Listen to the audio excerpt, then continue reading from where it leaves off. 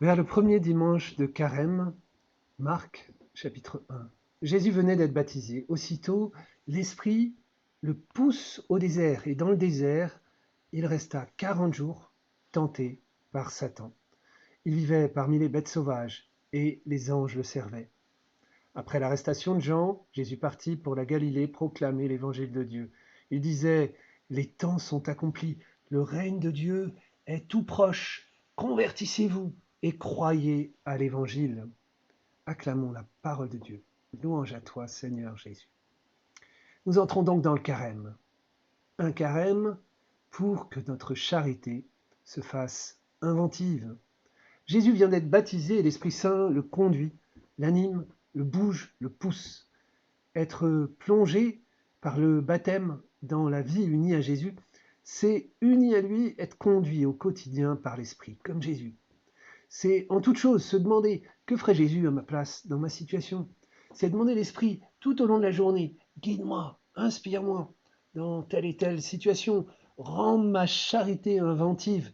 Et puis, quand il y a des choses plus compliquées, viens à mon aide, Esprit Saint, ouvre un chemin de vie, un chemin d'amour. L'Esprit pousse Jésus au désert. Pour Jésus, et pour moi aussi, le désert est un lieu favorable pour écouter la parole de Dieu. Laisser entrer toujours plus profondément cette parole de mon baptême, qui est au cœur de toute la parole. Tu es mon fils bien-aimé, ma fille bien-aimée. En toi, j'ai mis tout mon amour. Et dans la lumière de cet amour, répondre, renoncer aux tentations et discerner ce qui est bon, choisir la vie. L'évangéliste Marc souligne que chaque matin, Jésus prenait ce temps de désert, ce temps à l'écart, bien avant l'aube, pour être avec Dieu et garder au cœur l'amour de Dieu tout au long de la journée. Et moi, comment j'ouvre cet espace, ce temps avec Dieu, nécessaire pour choisir la vie? Ici, l'Esprit pousse Jésus à un temps plus long au désert, 40 jours. C'est un entraînement au combat spirituel, pour toute sa mission, pour tenir dans cette mission la fidélité au Père. C'est un entraînement comme en sport. Si on veut gagner une épreuve, il faut s'entraîner. Et bien le carême, c'est cet entraînement pour se fortifier au combat spirituel, pour prendre de bonnes habitudes dans la vie chrétienne et fortifié par l'Esprit, choisir toujours plus l'amour. L'Esprit pousse Jésus au désert pour être tenté.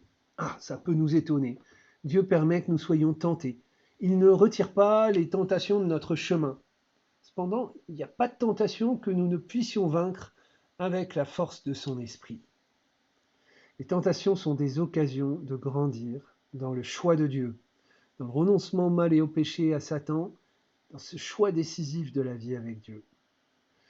Chacun est appelé à renouveler sa rencontre avec Jésus durant ce carême, à renouveler chaque jour le choix de son baptême. Je renonce au mal, au péché et à Satan, et je choisis la vie avec toi, Seigneur, mon Seigneur et mon Dieu. Je te préfère à toutes les idoles de ce monde. Fortifie ma foi, Seigneur. Fais-la grandir durant ce carême. Carême est un chemin pour nous ouvrir à la libération de Pâques, à la vie de ressusciter, pour quitter la vie triste. Quelles sont ces idoles que je peux mettre à la place de Dieu et dont Dieu veut me libérer, pour libérer la joie dans ma vie? Écoutons le pape François dans la joie de l'Évangile. Le grand risque de ce monde d'aujourd'hui, avec son offre de consommation multiple et écrasante, est une tristesse individualiste qui vient du cœur bien installé et avare, de la recherche malade de plaisirs superficiels, de la conscience isolée. Quand la vie intérieure se ferme sur ses propres intérêts, il n'y a plus de place pour les autres. Les pauvres n'entrent plus. On n'écoute plus la voix de Dieu. On ne jouit plus de la douce joie de son amour. L'enthousiasme de faire le bien ne palpite plus. Même les croyants courent ce risque, certain et permanent. Beaucoup y succombent et se transforment en personnes vexées, mécontentes, sans vie. Ce n'est pas le choix d'une vie digne et pleine. Ce n'est pas le désir de Dieu pour nous. Ce n'est pas la vie dans l'esprit qui jaillit du cœur du Christ ressuscité. renoncer à une vie centrée sur toi, c'est une part importante du combat. Mais la part la plus importante, c'est accueillir ce désir de Dieu, chercher pendant le carême à aimer davantage. Voilà, la vie qui jaillit du cœur du Christ ressuscité. Choisir d'aimer uni à Jésus. Aimer plus pendant 40 jours. Voilà, s'entraîner à un amour plus grand, que ma charité se fasse inventive. Un peu comme les scouts chaque jour. Qu'est-ce que je pourrais faire pour faire le bien, faire davantage de bien? Je peux passer mon temps comme un jardinier à enlever les mauvaises herbes du jardin de ma vie, mais je serai davantage fécond si je plante des fleurs d'amour que l'Esprit Saint va faire germer. À terme, ce sont ces fleurs qui sont appelées à prendre tout l'espace. Les mauvaises herbes n'auront plus d'espace que sous les fleurs.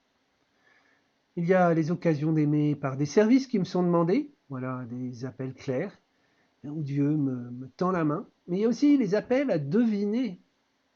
Voilà, que ma charité se fasse inventive.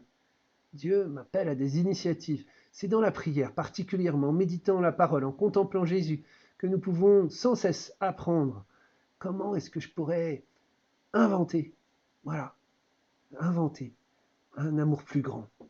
Et Dieu, comme un souffleur, me donne des idées. Voilà. Écoutons quelques pistes que je retiens d'une traversée d'évangile. C'est par exemple André, disciple de Jésus, qui vient rencontrer Jésus, qui va aussitôt trouver son frère Pierre et qui lui partage la nouvelle. Nous avons trouvé le Messie. Viens et vois.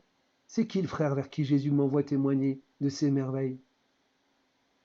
La charité qui se fait inventive, c'est rejoindre un frère pour prier avec lui, car Jésus nous dit à chacun, te dit, quand 2 ou 3 sont réunis en mon nom, je suis là, au milieu d'eux. Avec qui je vais faire église dans ce carême? Pour porter le monde, la paroisse, la mission dans la prière. Charité qui se fait inventive, c'est Jésus qui a les entrailles retournées en voyant le lépreux, qui tend la main, le touche et le guérit.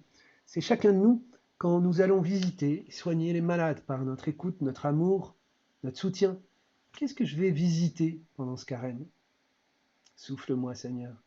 De qui je vais me faire le prochain pendant ce carême? La charité qui se fait inventive, c'est Jésus, à genoux, qui lave les pieds de ses disciples et se fait le serviteur. Comment dans ce carême imiter ainsi Jésus et me faire davantage le serviteur? Quelle plus grande part je peux donner au service? Quel service je peux imaginer dans l'Église, hors de l'Église? La charité qui se fait inventive, c'est Jésus qui nous dit à chacun, va, vends ce que tu as, donne-le aux pauvres, et tu auras un trésor dans le ciel. Qu'est-ce que je peux partager de mon temps, de mes richesses, davantage pendant ce carême?